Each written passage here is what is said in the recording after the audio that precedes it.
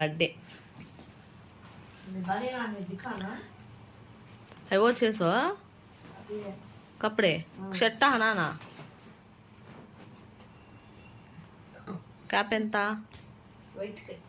वो पहनता अभी नहीं ఫ్యాంట్ టచ్ అవి